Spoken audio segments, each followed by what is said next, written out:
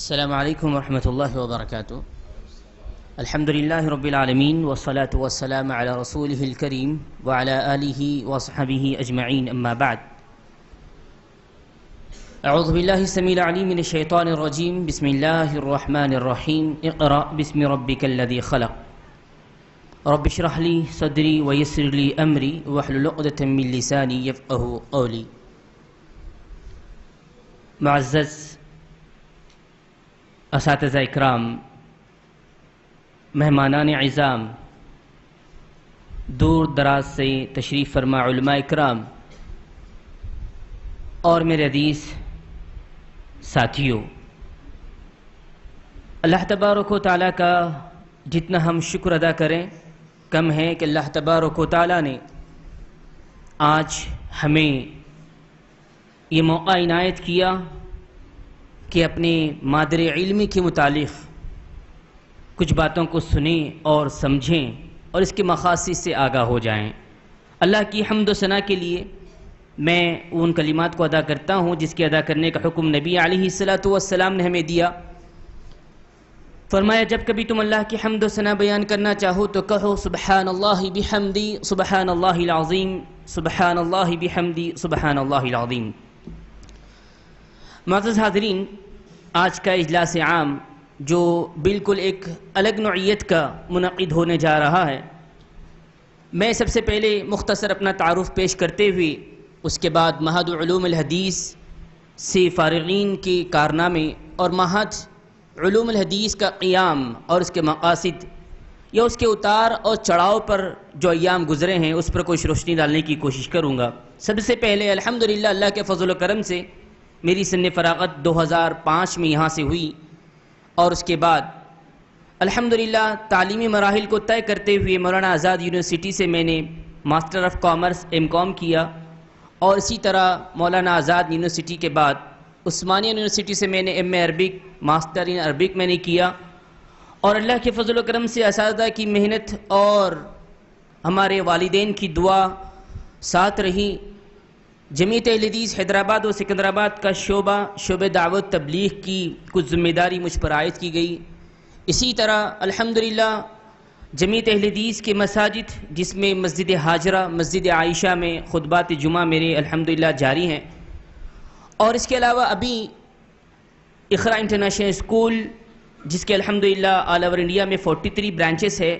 جو بڑے زور و شور سے اسلام، دینی اور دنیاوی تعلیم کو لے کر آگے بڑھ رہا ہے، اس کے ایک ادارے کی ذمہ داری مجھ پر عائد کی گئی ہے جہاں سے پرنسپل میں اپنی ذمہ داری کو نبھا رہا ہوں۔ اللہ سے دعا کریں کہ اللہ تبارک و تعالی ہم تمام کو جو ذمہ داری دی جاتی ہے اخلاص کے ساتھ ادا کرنے کی توفیق عنایت فرمائیں۔ معزز حاضرین، معہد علوم الحدیث ایک ایسا ادارہ ہے جمعیت اہل حدیث کا ہر فرد اس کے نام سے واقف ہے۔ الحمدللہ آندھرا پردیش میں یہ بات اس وقت کی ہے 1980 آج سے 36 سال پہلے کی بات میں آپ کے سامنے رکھنا چاہتا ہوں تاکہ بنیاد سے اس چیز کی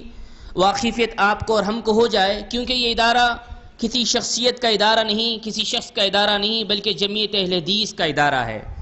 اور اس جمعیت اہل حدیث کے رہنماؤں نے، علماء نے اس کے لیے اپنی بہت ساری محنتیں لگائی ہیں اور اپنی زندگیاں اس کے لیے وقف کی ہے۔ آندھرا پردیش میں قابل لحاظ تعداد اہل حدیث آباد تھے، 1980 کی بات ہے، لیکن کتاب و سنت کی تعلیم و تربیت کا کوئی ٹھوس انتظام نہیں تھا۔ اللہ جزائے خیر دے مولانا عبدالغفار ندوی رحمہ اللہ کو، جنہوں نے یہ کوشش کی کہ شہر حیدرآباد بلکہ آندھرا پردیش کے اندر ایک سلفی ادارہ قائم کیا جائے۔ اس محنت کے ساتھ، اس جستجو کے ساتھ اور اس پلان کے ساتھ وہ مکہ سفر کرتے ہیں، وہاں اہل علم سے ملاقات ہوتی ہے جس کے اندر عبدالعزیز الکثیری جو بہت ہی بڑے شخصیت ہے جنہوں نے ان کی اس چیز کو ایکسیپٹ کیا اور ادارے کے اخراجات کو برداشت کرنے کے لیے وہ تیار ہو گئے۔ مولانا عبدالغفار ندوی رحمہ اللہ جو الحمدللہ کرنول سے ان کا تعلق تھا، فریض حج کے لیے جاتے ہیں، وہاں ملاقات ہوتی ہے عبدالعزیز الکثیری سے اور واپس آتے ہیں۔ حیدرآباد واپس آنے کے بعد جمعیت اہل حدیث کے ذی اثر افراد کو جمع کرتے ہیں اور ایک نیک جذبے کے ساتھ پہلی میٹنگ قائم ہوتی ہے 22 نومبر 1980 کے اندر، جو مولانا عبد الرحمن ندوی کے گھر پر ہوتی ہے، جو متحرک عالم دین تھے اور جو مورخہ جو رہنے والے ٹانڈور کے تھے۔ اس ادارے کی ابتدا ہو رہی ہے مولانا عبد الغفار ندوی رحمہ اللہ کے جذبے کے ساتھ، لوگ جڑ رہے ہیں اور جڑنے کے ساتھ ساتھ ابتدا ہوتی ہے 22 نومبر 1980 کو، جس کے اندر شرکت کرنے والے مولانا اسماعیل زرتاگر، مولوی عبد الغفار صاحب اور اسی طرح بہت سارے علماء تھے۔ اس کے بعد یہ کوشش جاری اور ساری رہتی ہے۔ 14 دسمبر 1980 کے اندر ایک مقام طے کیا جاتا ہے اور وہ مقام شہر حیدرآباد ہے۔ شہر طے کیا جاتا ہے وہ شہر حیدرآباد ہے۔ شہر حیدرآباد کے اندر جو مقام طے کیا جاتا ہے وہ فلک نما ہے۔ آپ سبھی جانتے ہیں کہ فلک نما پیلس بہت مشہور و معروف ہے۔ اس علاقے میں اس ادارے کی پہلی ابتدا ہوتی ہے، جہاں پر جس کے اندر حافظ عمر العمودی رحمہ اللہ صدارت کی کرسی پر آتے ہیں۔ اسی طرح 22 ستمبر 1990 میں ایک اور اجلاس قائم ہوتا ہے، جو بی بی بازار کتب خانہ محمدیہ جو مشہور و معروف ہے، وہاں ایک میٹنگ طے ہوتی ہے، جس کے اندر مجلس انتظامیہ اور اراکین با اثر اشخاص کو شامل کرتے ہیں، جس کے اندر سعید بن عامر الجعیدی الحمدللہ وہ آج ہمارے ساتھ یہاں موجود ہے، عبد القادر عرف امیر میاں، مولانا محمدی، مولانا اسماعیل زرتاگر، یہ وہ اکابر ہے اس جمعیت اہل حدیث حیدرآباد اور سکندرآباد کے، جنہوں نے اس ادارے کی قائم کیا اور اس ادارے کو لے کر اپنی رات اور دن محنت کی۔ الحمدللہ سعید بن عامر الجعیدی رحمہ اللہ کی حفیظہ اللہ کی صدارت میں معہد علوم حدیث کی جو آپ باؤنڈری نظر آ رہی ہے، انہی کی نگرانی میں یہ بنائی گئی۔ اسی طرح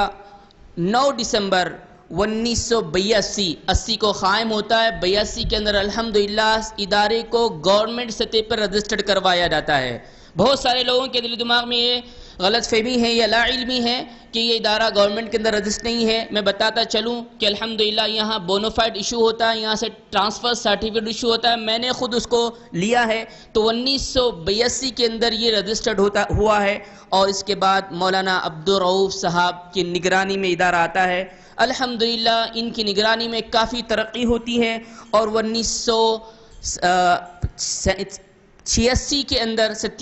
اندر جو آپ کو یہ بلڈنگ نظر آ رہی ہے، اس کی پہلی منزل کی تعمیر ہوتی ہے، اور 1998 کے اندر جن کا انتقال ہوتا ہے، اس کے بعد ادارہ چلتا ہے۔ بہت سارے لوگ ہیں جنہوں نے اس ادارے کے لیے محنت کی ہے، اپنی جان اپنی مال ساری چیزیں قربان کی ہے، تاکہ جمعیت اہل حدیث کا ایک ایسا ادارہ ہو جہاں پر سلفی منہج پر بچوں کو، آنے والی نسلوں کو تعلیم و تربیت دی جائے۔ اس مقصد کے لیے ادارہ آگے بڑھتا ہے۔ اسی طرح 1992 میں مولوی عبداللہ بن الماس صاحب جو انتظامیہ کے ذمہ دار ٹھہرتے ہیں، اس کے اندر عارف عبد الغنی صاحب، عبد الوحید صاحب، عبد القادر بن عبد الرشید صاحب شامل ہوتے ہیں۔ اس طرح یہ ادارہ آگے ترقی کر رہا ہے۔ میں یہ انتظامیہ کے علاوہ یہاں بہت ہی قابل قدر استاد الاساتذہ مولانا مجاہد عمری مدنی حفظہ اللہ حاضر ہیں، ان کو صدارت کی ذمہ داری دی جاتی ہے، اور یہ بخوبی الحمدللہ انجام دیتے آئے ہیں۔ اس کے درمیان مولانا شعیب صاحب مدنی حفظہ اللہ، انہوں نے بھی یہاں پر صدارت کی ذمہ داری نبھائی ہے۔ اس طرح 2007 میں حالات بدلتے ہیں، دن اور رات بدلتے ہیں، اور 2007 میں برادر سلیم خان بامبے جو ہمارے بہت عزیز ہے، الحمدللہ انہوں نے اس ادارے کی ذمہ داری اپنے ہاتھ میں لی، اور 2007 سے اب تک یہ ادارے کو چلا رہے ہیں۔ اللہ سے دعا کریں کہ اللہ تبارک و تعالی جن جن لوگوں نے اس کار خیر میں حصہ لیا، اللہ انہیں جزائے خیر عطا فرمائے۔ میرے بھائیوں، تعلیم کے مراحل سے میں بتاتا چلوں کہ معہد نے کیا کارنامے انجام دیے ہیں۔ تقریباً 36 سالہ عرصے کے اندر الحمدللہ اس ادارے نے 150 سے زائد حفاظ پیدا کیے ہیں۔ یہ معمولی بات نہیں ہے۔ بہت سارے لوگ معہد کا نام سنتے ہیں تو پوچھتے کہاں ہے۔ در حقیقت معہد کے ایام کچھ ایسے رہے ہیں، کبھی اتار کبھی چڑھاؤ، یہ ہر جگہ عروج و زوال رہا ہے، لیکن انتظامیہ کی تبدیلی اور انتظامیہ کے